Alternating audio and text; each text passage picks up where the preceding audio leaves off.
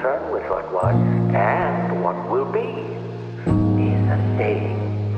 Yesterday is history. Tomorrow is a mystery. But today is a gift. That is why it is called the present.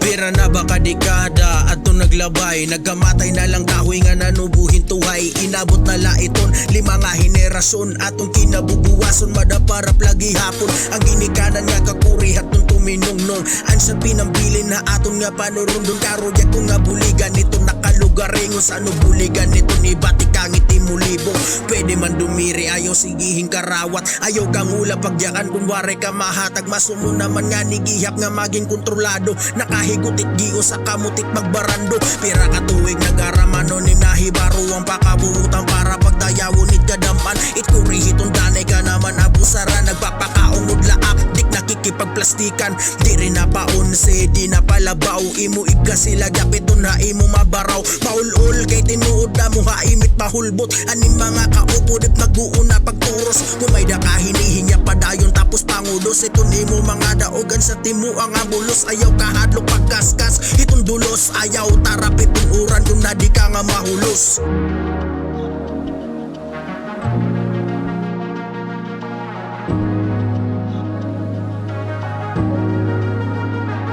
Sangit ayaw lang kaubos kung abat di mo perdi ka wari may nagdadaog hapanik ang langataya kung di ka pa kontento di pa asya itim tumong pahuway lang kadali pero ayaw gupagunong kahulok itong kaaway itong mga hingyap padayon ayaw gawad di paglaong bismada para pitong dalang pagkitaon ayaw gudla kahiburong kita itong imulibong padara kamat panlurong kung mahilubong ulwat ayaw pagpabutong karaw tangatanan niya umabot taim nga higayon di ka maaram kung ano nakin sakripisyo hinong dumagihap kung ano nimgin sakripisyo.